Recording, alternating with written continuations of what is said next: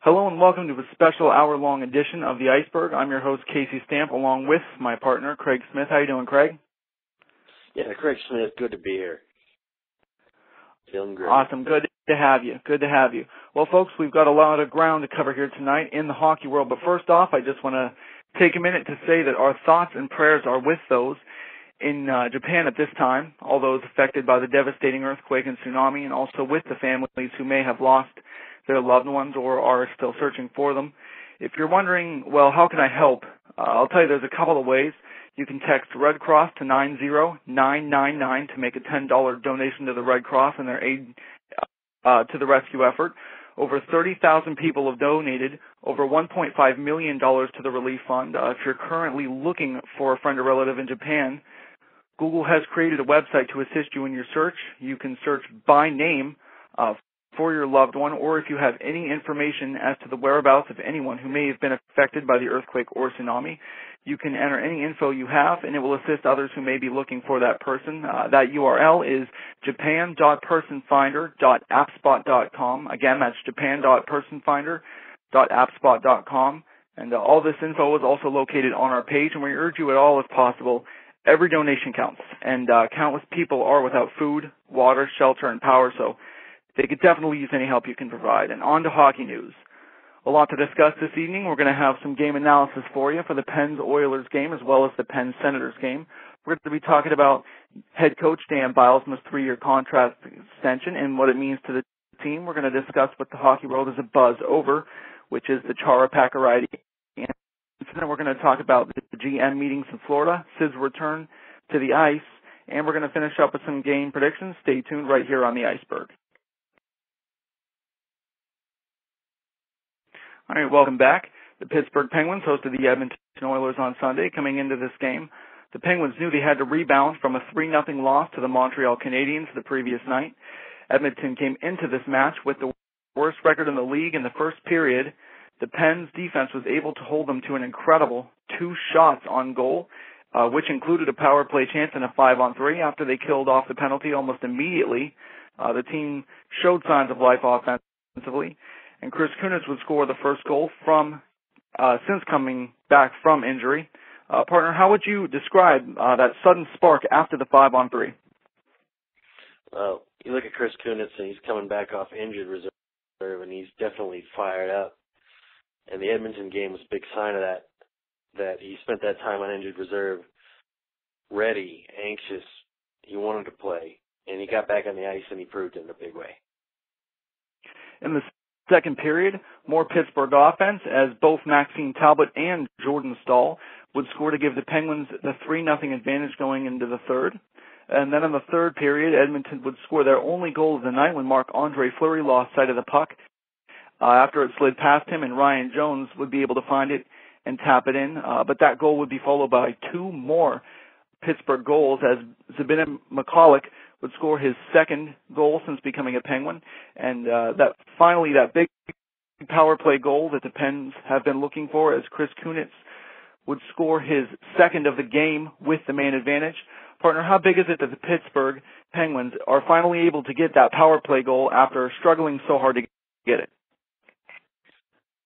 Well, it's a good sign that we're starting to get the power play goals, but we're going to need a lot more of them because 1 in every 23 is not going to be effective, especially as we head into playoff time. So we're going to have to keep working on the power play, but it's good that we are starting to get those power play goals. Absolutely, and the Pens would finish this game with a win, 5-1. And at this juncture in the season, every win is crucial, even if you're not battling for a playoff spot. Just to take some winning momentum into the postseason can definitely benefit you there. All right, and then tonight, the Pens travel to Ottawa to take on the Ottawa Senators. Penguins coming off a big win, wanted to keep that momentum going with Brent Johnson starting in net. The Penguins come charging right out of the gate, and at 9:13 of the first, Tyler Kennedy would score on a deflection, giving the Pens the 1-0 lead earlier. And, partner, we talked so much about getting that first goal. How did it help the Pens tonight? Tonight, it really gave us that momentum that we needed. We were unsure, kind of feeling out the Senators at first, and once we got that goal, we knew what kind of game it was going to be. We had full control the entire time, and the first goal really contributed to that. Absolutely. And later in the period, the Penguins killed off a penalty to Ben Lovejoy. And the PK is just the bread and butter of this Pittsburgh team, a league best 87.1% coming into this game. Late in the first, Pittsburgh would get their second power play chance of the game, which would last the remainder of the first period and carry over into the start of the second period.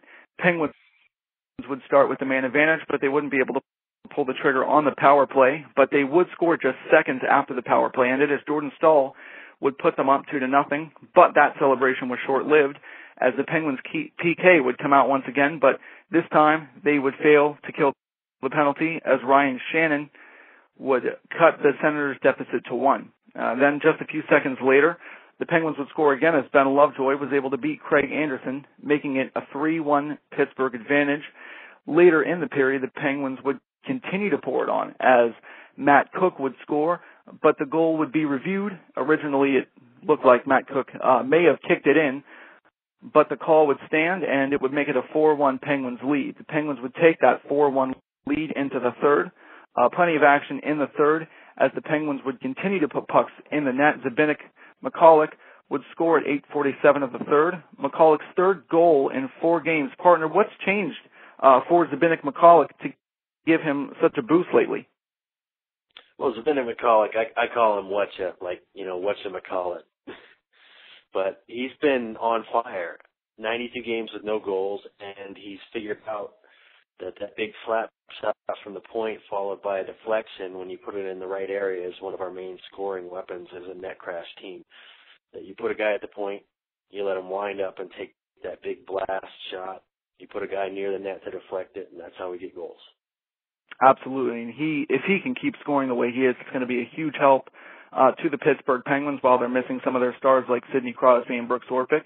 And Mikulic's goal would be the final goal of the game, and so the final score from Scotiabank is a 5-1 Penguins victory over the Ottawa Senators. So just tons of offense for the Pens in the last 2 games. 10 goals in 6 periods of play versus just 2 against. Partner, what clicked for the Pens to get this strong type of offense going? I want to talk about Chris Kunitz again, who had 3 assists tonight, which is huge. So you're talking about 5 points in 2 games for Kunitz, at least 5 points. And Zbynek McCulloch, 3 goals in 4 games. Tyler Kennedy, consistent. Jordan Staal, consistent chipping in, grinding down the other team, getting those power play chances even if we don't score on them, putting in even strength goals and killing penalties. Absolutely, and our Iceberg player of the game is Tyler Kennedy, who had a goal and an assist. Of course, that's just, you could pick any one of our players out of a hat tonight. Everyone played spectacular. And speaking of Tyler Kennedy, he is now at a career high in goals at 16, his previous high being 15. Partner, how has Tyler Kennedy evolved his game and improved as an all-around player since his first year with the Penguins in the 07-08 season? He's really gotten rid of the fear. I think he's really gutsy now. The way he played was always really aggressive, but now you can see he's really not afraid to step up, to get right in the other team's face, to get right up to that net and put those pucks in, to make those passes that he might not have made in previous seasons, to really be involved in all aspects of the game. He's really rounded everything out. Absolutely, and such a humble young man, and he just seems to get better every year. All right, folks, we're going to take our first intermission here, and when we come back, we're going to talk about head coach Dan Bilesma's 3-year contract extension. Don't go anywhere. There's much more coming up right here on the Iceberg. Welcome back. Wednesday, head coach Dan Bilesma signed a 3-year contract extension to stay in Pittsburgh. Partner, what does this mean for the Penguins going forward? It means an extension for the winningest coach that we've had in a long time. Great player during his day, played for the Mighty Ducks as well as a couple other teams. Dan Bilesma, Disco Dan, putting teamwork together, making it happen. You know, it's great for us. Absolutely. And what more can you say about a guy